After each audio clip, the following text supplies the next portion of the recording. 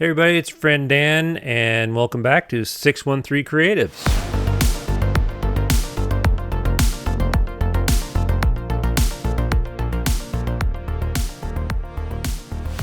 Thanks for joining us today. If you are an actor or filmmaker in Eastern Ontario, you will definitely want to subscribe and share this podcast with your fellow filmmakers.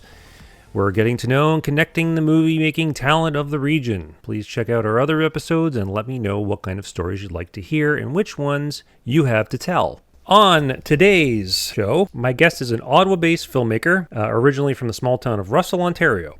Backpacking and traveling has allowed him to discover a love for photography, which later evolved into videography.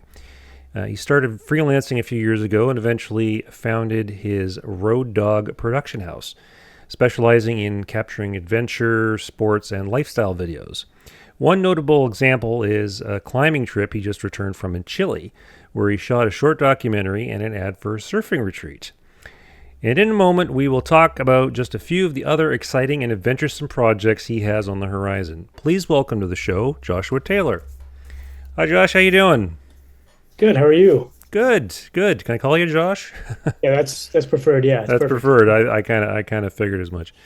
Going over some of the stuff that you were telling me about that you've been involved in. I mean, I can't imagine doing some of this stuff myself. But we will get to that. But first, let's fill the people in on how this all came together for you in the beginning. What were the circumstances behind your love of photography evolving into videography?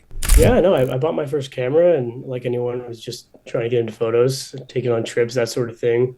And I just felt like maybe I wasn't very good at photography, but I felt like I wanted to do more and tell more stories. So that was kind of my avenue into video.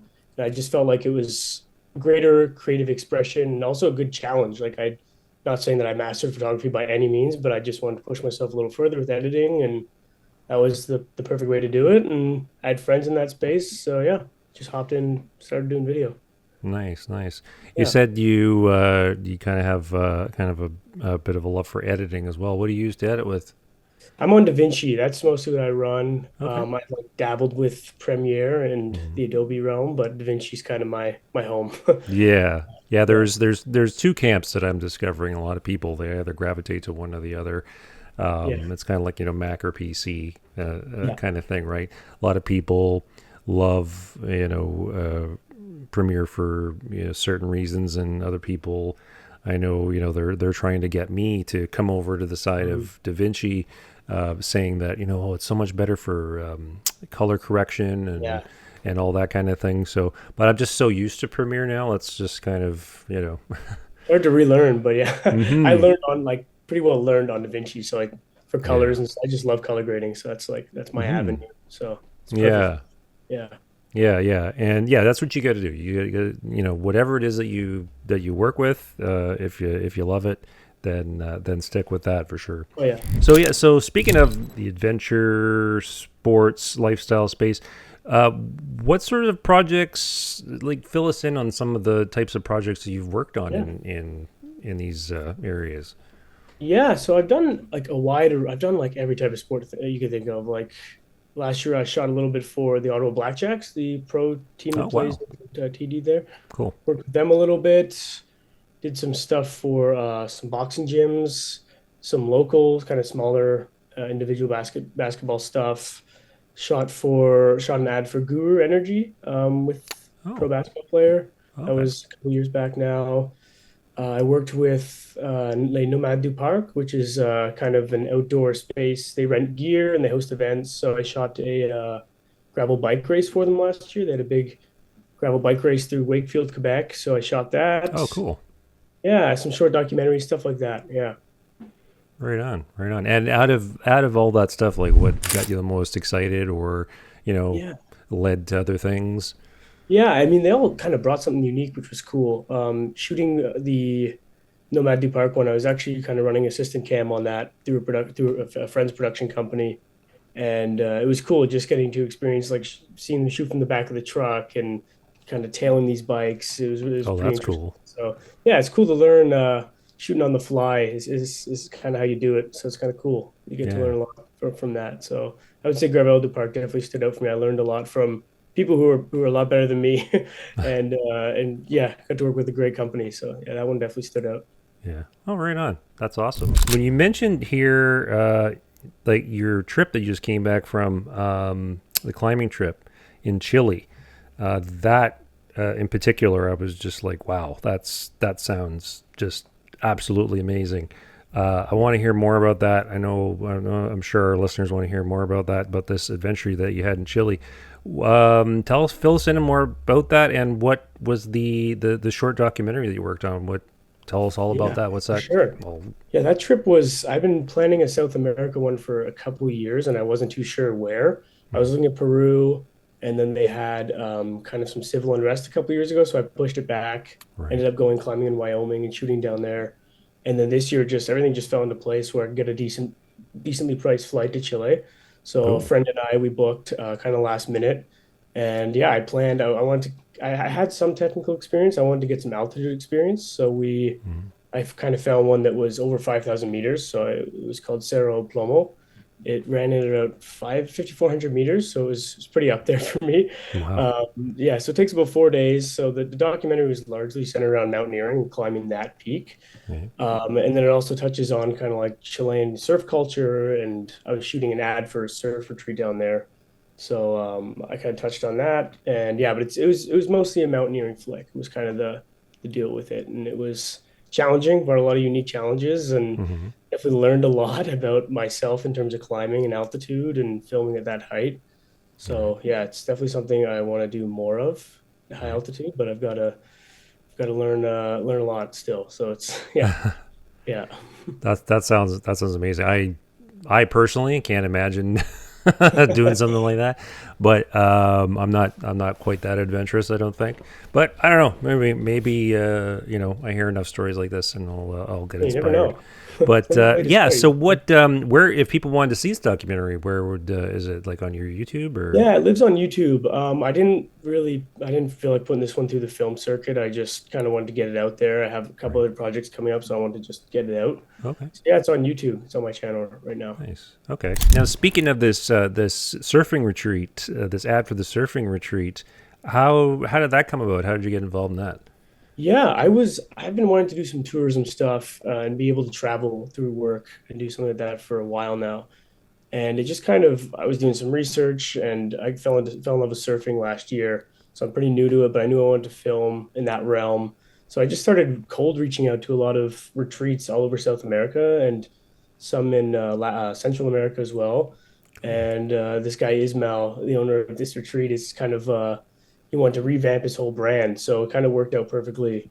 He let me stay there for free and use all of his gear and his truck and everything for free, and I shot him this little short ad while I was down there. So yeah, it's cool, great experience. Can people see this ad on your YouTube? Or did they let That you one I have it or haven't put on no? my YouTube. Okay. I'm thinking I will post it on my YouTube. Okay. I just haven't gotten around to it yet. Hmm. I'm actually in the process of redoing his website as well. I just finished it Oh, post-film. cool. So, it's on his website. It's also on my Instagram and his Instagram. So I can Right share on. that with you through the link as well. Yeah. I mean, yeah. Show it off. Show off your work. Yeah, yeah, It's yeah, for great to sure. have as part of your portfolio, right? Yeah, That's exactly. kind of a unique thing. So you're also telling me about your some of the things that you have on your docket, like this a big documentary trip that you have planned to the Alps. We'll be climbing the tallest peak in Austria, Grossglockner. Am I pronouncing that That's right? it. Gross Glockner. Yeah. Grossglockner. All right. You mentioned it's a technical peak that's going to provide you with some unique challenges for filming and climbing. I can only imagine. Fill us in on this. Was this your idea? Yeah, no, like I was saying before, I had some low technical experience mountaineering, Mm-hmm. and then I got the altitude experience in Chile. I've done some smaller stuff out west. This is going to be kind of the culmination of combining all that. So it'll be Okay. at it's not as high as Chile. It'll be about 3,800 meters. All So right. altitude is less of a factor, but Right. it's going to be a lot more technical. So I actually just secured a guide today for August, that's when that will be happening. Yeah, so I just got to book the rest of the flights, and figure out the plan for the documentary, what I'm going to shoot, where else I'm going to visit. So take about 2 days of climbing, and yeah, I've just gotta get in shape and start training and get back to the condition I was in for Chile. Yeah. Oh, wow, that's awesome. Do you have like an ultimate goal for this documentary? Do you think maybe this one to do the film circuit, or is it just going to be more Yeah, of a I'm gonna personal project? see. Yeah, I think it won't be commercial. It'll definitely be a passion project. Okay. If I It'll really depend on a few things. It'll depend on where else I visit. If it's plausible that I go with another partner. I'm not sure if I'll be doing this one alone. It's possible I will be. So it'll be tougher to film solo if I'm traveling around. But yeah, if I get enough footage, I'd like to run it through the film circuit for sure. Yeah. Okay. Oh, Yeah, awesome. yeah, Right on. absolutely. Yeah. So So these documentaries in general, I mean, or filmmaking in general, really, are you looking to have this? Is it more of is it more of a hobby right at this time, or it's is your goal sort of to make it a career? it's definitely my goal to be a full-time career. Right now, I'm just doing it on the side. Okay. But I've got some big stuff lined up for this year, so I'm really hoping that within a year or year or two, I'll be able to just run my company full time. Right on. But yeah, so it's just about getting the right projects and retainers, right? So Mm-hmm. working my way up towards that. These passion projects help build the portfolio, especially to Mm-hmm. get into the outdoor space, which is where I want to niche down in, is really outdoor brand work and outdoor documentaries. So this is kind of a stepping stone for that. Right on. And you mentioned you did some stuff out west, like out BC, out the Rockies. Yeah, in the Rockies, yeah, Banff, Alberta, Cool. and then in BC as well. My family out there, so I try and go down every year, do some hiking and backpacking there. So that's kind of how I founded my base for mountaineering, and then just got worked my way up to higher altitudes, higher technicality, and stuff like that. Nice. How long have you been doing mountaineering?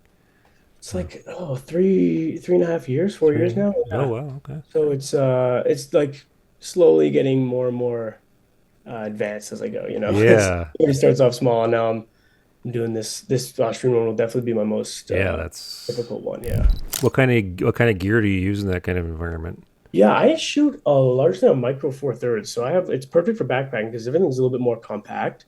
Right. And then in terms of batteries for this one, it's going to be unique. I might be running some sort of V mount into my pack, just Okay. for extra battery life, and it'll be easy to move around. It won't be a big bulky battery attached to my camera. It'll be in my pack, so it'll Okay. be out of the way of the ropes, not getting tangled up and Yeah. too bulky. So yeah.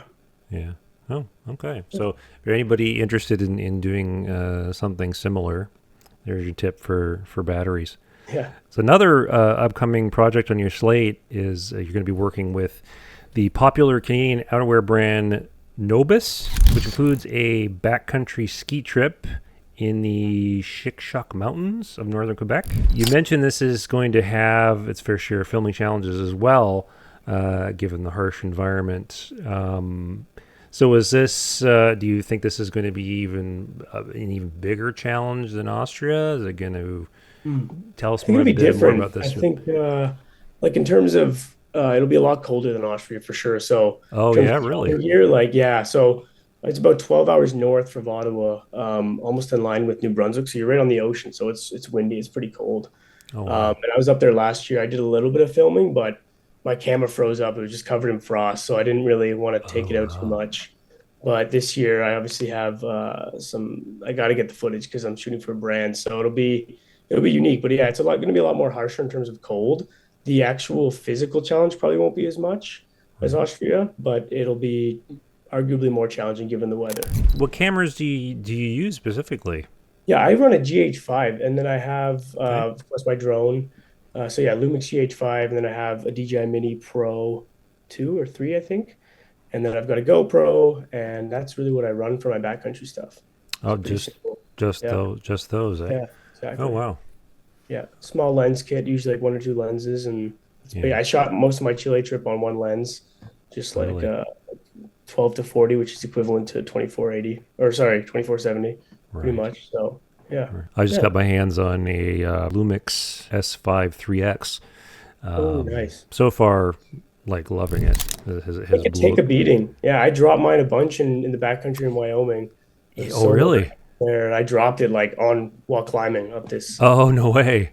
And it was fine. Everything survived, and I was in the rain for 4 days with it, and it was great. Yeah, Really? Yeah, I've yeah, heard that too. I've heard that, they take a lick and keep on ticking. Like they exactly. can handle the rugged environment. So Yeah. did you get the Panasonic in, with that in mind, with the Yeah, type I did of, some yeah. research. I ran like my very first camera was an Olympus, Okay. which could also take a beating, Oh but it yeah. was a really old model. It wasn't great for film. So when I decided to get into video, I upgraded and got the GH5, and I already had the full lens kit. So that was part of the reason. But yeah, Right. I did some research, and other people were saying similar things. It can take a beating. So it's Oh, right perfect for on. what I do. Yeah. Yeah. Nice. Nice. So out of all these things that you've worked on, I mean, take a look, think back to, like, all the stuff that you've, been able to compile into your portfolio so far. What would you say that you're the most proud of? I think it's got to be the Chile Horizons Below documentary I just did. Yeah. I mean, it's my most recent project, but Mm. also just the amount of filming that went into it, and at those altitudes, like despite the, being drained and just tired, and at those high Yeah. altitudes, thin air, still being able to produce something that I'm proud of at that height makes it probably my proudest project, just for those reasons. Yeah. Yeah. And I mean, you'll when you do Austria, it'll probably top that, and Yeah, you hopefully. know, just Exactly. Definitely in terms of the views, it's going to look a little scarier than Chile did for sure. how tall is Ross Lochner? It's 3,800, so it's significantly shorter, 3,800 meters, but Okay. it's basically like vertical rock climbing. Like Oh, no I have to way. like climb 400 meters vertically an hour to be able to get to the top in one day. So it's going to be Oh, wow. pretty like not over like I think it's not classed as crazy technical rock climbing, but it is you're Yeah. roped up and it is rock like legit rock climbing. So Wow. yeah, Did a you lot of know courage. early on that you loved rock climbing? Yeah, I'm not so much rock climbing. Like I fell in love with hiking, and then it moved into mountaineering, Mm-hmm. and then I was like, okay, I want to do more technical stuff. What's next? So then I spent the last year just getting better at climbing, Right. and in order to do the more technical stuff, I have to be good at rock climbing. So I've just been focused on that, and now Right. we're gonna see how I do at altitude rock climbing, and we'll find out. So yeah. But I assume you guys will have, like, oxygen tanks with you? No, so you don't need oxygen really until you get up at around 6,000 to 8,000 meters.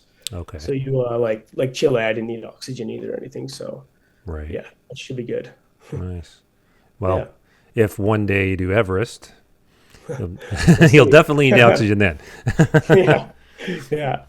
Have you ever, do you have your eyes set, like, down the road? Do you have, like, other mountains in mind that you want to conquer, like Fuji or anything like that? Yeah, I wouldn't necessarily like, I don't know if I have specific mountains in mind, but definitely regions. Like I'd like to go to Nepal, like the Himalayas and climb there Mm-hmm. once I'm a little bit more versed technically.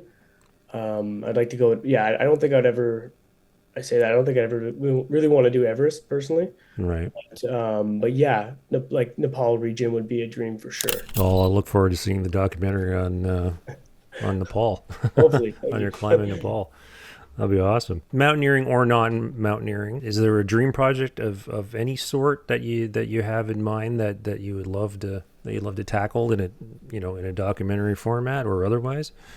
Yeah, I would say more on the branding side of things. There's a few brands that are like the pinnacle of like outdoor sports that I really like to work with. So like Red Bull, of course, everybody says Red Bull would be awesome to work for them on some sort of documentary or brand work. And Yeti, if you're familiar with them at all, like the Mm-hmm. cooler company, Yeah, they're the kind of the ones that thermoses. Yeah. inspired me. Yeah, they Mm-hmm. inspired me to kind of take up filmmaking in the first place. Like they do a lot of outdoor documentaries and stuff like Oh that. So yeah. Oh really? I'd love to work for them and Arc'teryx. Those are probably the top three for me. The outdoor clothing company brands. So Right. yeah. How did you get involved with was it Nobis? How did you get involved with them? Yeah, I've spent the last few months. I've been planning this ski trip for a while, and I knew I wanted to work with some sort of outerwear company, Mm-hmm. and preferably Canadian based. So I just spent the last few months just cold emailing, like representatives from brands, and I just heard back from them last month. So I actually just got the product today. It's right next to me on my bed. So Oh yeah. yeah, looking through that after. And yeah, just through cold email, I just got in touch, pitched them, and we agreed on a concept. They're sending product over, and then we're gonna go and film for them. Well, that's fantastic, man. I wish you the best of luck moving forward with the mountaineering documentaries and all the adventurous projects that you've got on the go. I have no doubt that given how passionate you are about it, that it'll certainly some of these things are definitely going to make an impact. Thanks again, Josh, for doing this. Thank you for having me. I appreciate it a lot. Yeah, absolutely.